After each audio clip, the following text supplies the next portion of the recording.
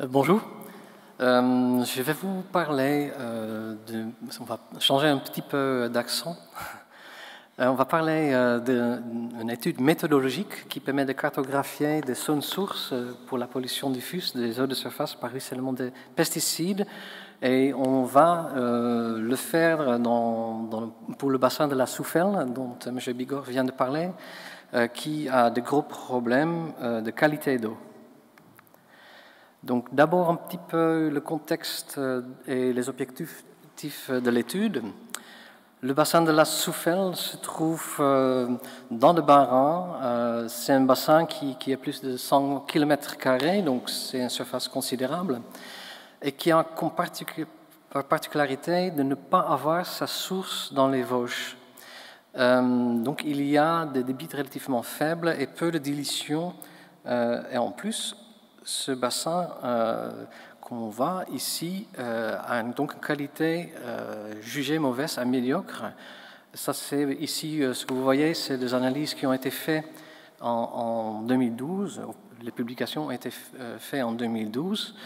Et sur, par exemple, la station de mesure à Mundelsheim, il y a eu 37 molécules phytosanitaires différentes qui ont été retrouvées avec de nombreux taux de dépassement des limites légales.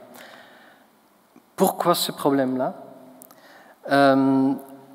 C'est un bassin versant, comme on dit, qui ne se trouve pas du tout dans les Vosges. Donc il est dans les collines limoneuses qui sont propices à l'agriculture et notamment aux grandes cultures. L'image ici, ça montre que 81% de sa surface, c'est de l'occupation agricole, avec 73% de cultures annuelles, donc de terres arables. Ça veut dire qu'il y a donc beaucoup d'applications de produits phytosanitaires, au moins une grande partie de sa surface est concernée par ces applications. De plus, le paysage, c'est un paysage qu'on appelle open field, avec très peu d'éléments paysagers qui permettent de faire zone tampon. Il y a en plus donc une densité de communes très importante. Il y a 27 communes. Et donc il y a une pression traitement phyto non agricole aussi potentiellement important, dont je ne vais pas parler ici. Mais il ne faut pas oublier que ça peut expliquer une partie de cette mauvaise qualité des eaux de surface. Oh, ça va aller un petit peu trop vite. Voilà. Je n'ai pas tout sur l'écran que je pensais, mais ce n'est pas grave. Ici, on voit une cartographie de la sensibilité à la battance de ces sols limoneux. Et on peut observer que ces sols sont relativement sensibles à la battance, ce qui pose problème. Voilà. Ça donne donc des sols battus qui sont fermés, qui font de croûtes de battance, qui perdent leur infiltrabilité et qui sont donc relativement ruisselantes et qui donnent donc lieu à de l'érosion aussi, l'érosion des sols. Et ce ruissellement et l'érosion, ce sont des facteurs de transfert des polluants agricoles vers les eaux de surface. Ici, on voit une image de ruissellement. Et en haut, dans le cadre des traitements phyto, on peut s'imaginer que si le ruissellement se produit rapidement après ce traitement, qu'une partie significative de ces produits phytosanitaires peuvent être emportés par l'eau vers les cours d'eau en aval. Donc face à ce problème de qualité d'eau, les acteurs de la gestion de l'eau se sont engagés dans un projet qui s'appelle Soufel 2027. Et donc il s'agit de SDEA, du Conseil départemental du Bas-Rhin, le CIFU de la Soufel, la Chambre d'agriculture d'Alsace et l'Agence de l'eau Rhin-Meuse. Et donc le partenariat a comme objectif, bien sûr, d'atteindre ce qui est imposé par le directif cadre sur l'eau. Alors, dans ce partenariat, la Chambre d'agriculture d'Alsace a un rôle particulier, c'est de chercher de mener l'action pour limiter les risques de pollution agricole. Donc il s'agit bien sûr de cette pollution ponctuelle, mais aussi diffuse. C'est sur ça qu'on parle aujourd'hui.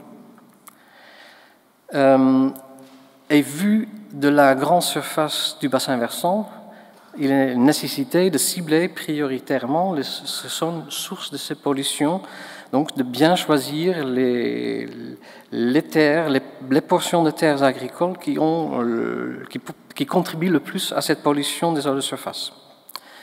Et pour faire cette cartographie des zones prioritaires, le partenariat a commandé une étude méthodologique à l'ARA, donc notre association, et j'étais chargé de cette étude-là. Les objectifs, c'est de définir un modèle opérationnel pour cartographier le potentiel de contribution de terres agricoles à cette pollution diffuse par produits phytosanitaires et de tester la méthode ensuite sur un sous-bassin versant. On a choisi un sous-bassin versant de 4 km² qui est en amont du bassin de la Soufel, et c'est le Affenheimer Bach, qui a donc comme particularité d'être représentatif du secteur, mais qui en amont a quand même aussi quelques éléments paysagers qui vont peut-être contribuer moins ou faire tampon entre les zones sources et les cours d'eau, ce qui permet donc de vérifier si la méthode fonctionne correctement. Maintenant, on va parler du modèle développé, les approches et les données.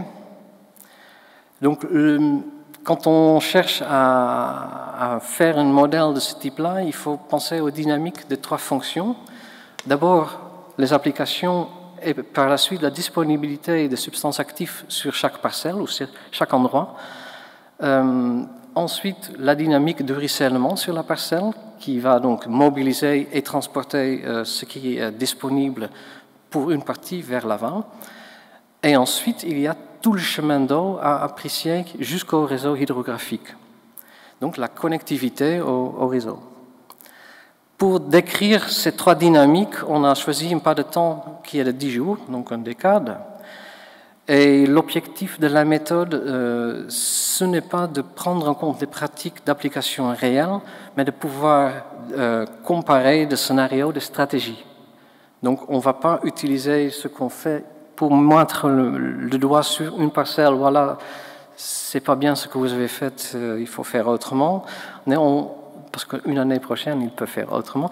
L'objectif, c'est de dire quelles sont les parcelles potentiellement le plus qui contribuent le plus, pour lesquelles donc, le potentiel est le plus à risque. Une cartographie donc plutôt objective, sans appréciation de pratiques réelles. Les 3 dynamiques un peu plus en détail, donc la dynamique de la disponibilité de substances actives à l'échelle de la parcelle. Si on a le temps, on a une application à un endroit donné et on prend en compte pour ce qui atteint le sol l'interception par la végétation. Entre le temps 1 et le temps 2, il y a des pertes par dégradation, par infiltration, éventuellement par enfouissement et par ruissellement. Et après, il y a un pool de substances actives qui restent sur la parcelle, etc. Et on va donc avoir une courbe de substances actives disponibles qui diminue normalement avec une forme à peu près comme ça dans le temps. Et on peut s'imaginer qu'un événement ruissellement à ce moment-là ou à ce moment-là n'a pas du tout le même potentiel de faire partir des substances actives vers la cour d'eau. Ici, c'est un exemple de calcul de cette évolution des stocks de substances actives pour une stratégie de traitement qu'on a appelée dominante. Donc, il ne s'agit pas d'une seule substance active ou une application. Ici, on voit pour un certain nombre de parcelles, dans le temps, l'ensemble des applications et sa dégradation, ou disons, sa diminution en disponibilité à la parcelle. On a défini différentes stratégies pour chaque culture, à partir des enquêtes qu'on a menées à l'ARA et aussi celles de comptoirs agricoles. Et ces stratégies ont ensuite été validées à dire experts par les conseillers de la Chambre d'agriculture. Dynamique de ruissellement. Donc on a affaire avec des caractéristiques des événements pluvieux très dynamiques, mais aussi avec l'infiltrabilité du sol qui est aussi très dynamique au même moment.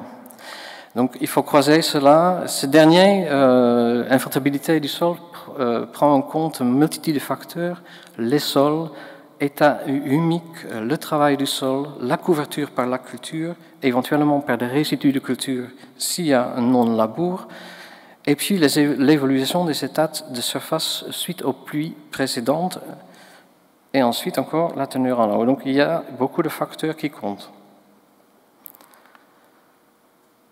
Pour faire cela, voilà, ça c'est peut-être pas nécessaire, on avance. On a pris une approche stochastique qui est intégrée dans un indicateur qu'on a développé ensemble avec l'INRA de Colmar. C'est un indicateur de dynamique du ruissellement qui va croiser pour chaque combinaison de culture et de sol avec un tirage au sort pour les événements pluvieux durant l'année, comment le ruissellement évolue sur l'année. Et donc, on a sorti des résultats de cet indicateur par décade. Et donc, ça peut donner, pour un certain nombre de types de sols qu'on y a en dessous, donc on a un potentiel de production de ruissellement qui s'affiche. Et ça, c'est transporté vers le modèle central qui va ensuite faire une connectivité, calculer une connectivité jusqu'au cours d'eau. Et là, on va prendre en compte le chemin réel à partir des données LIDAR et les caractéristiques de ce chemin d'eau jusqu'au cours d'eau.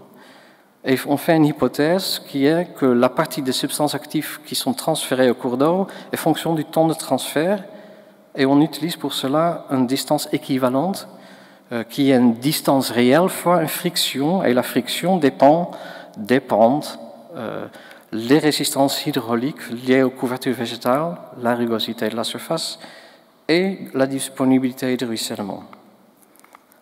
Donc, pour aller un peu plus vite, si on regarde à gauche, on a une distance équivalente faible avec une bonne connectivité, et à droite, le contraire.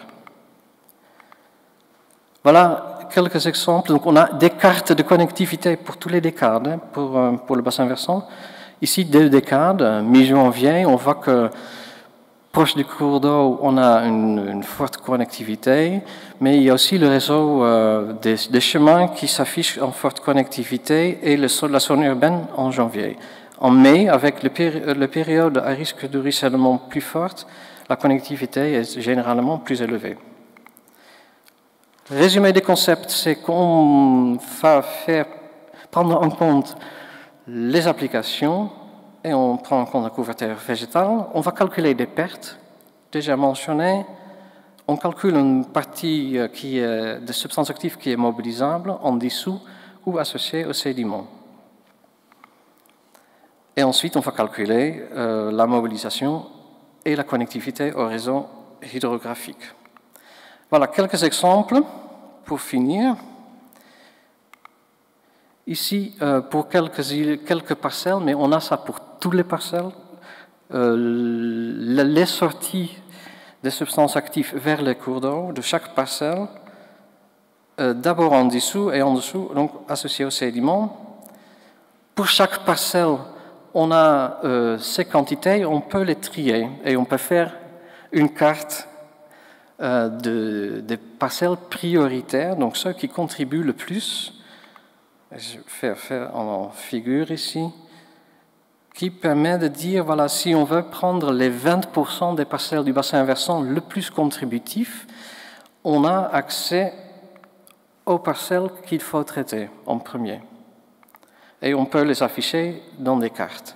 Ici, ce sont des cartes en noir, les parcelles en noir sont prioritaires, en haut c'est en phase dissoute et en dessous en sédiment. Oh, pardon.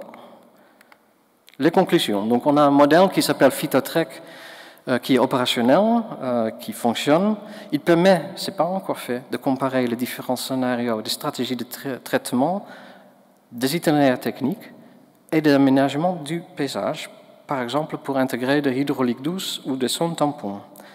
Il n'aborde par contre pas les transferts par écoulement hypodermique ou par drainage agricole. Et donc, si ces processus sont importants, il faut utiliser des outils complémentaires. Quelques perspectives, la validation, ça on va faire avec l'IGES, donc Laboratoire hydrologique et géochimie des sols, à Strasbourg, sur le bassin de Altekendorf. On va l'améliorer si nécessaire et on va l'appliquer sur l'ensemble du bassin versant de la Soufel. Donc il y a encore beaucoup de boulot et on va aussi utiliser cette méthode à des fins pédagogiques dans le projet AgriNCamp à travers de Serious Games. Bon, je remercie bien sûr le partenariat Soufel pour le soutien financier et technique, le CIVU de la Soufel pour fournir un LIDAR, donc essentiel pour l'étude, la Chambre d'agriculture pour les conseils de type d'information dont ils ont besoin, et puis l'IGES pour leur conseil scientifique. Et je vous remercie pour votre attention.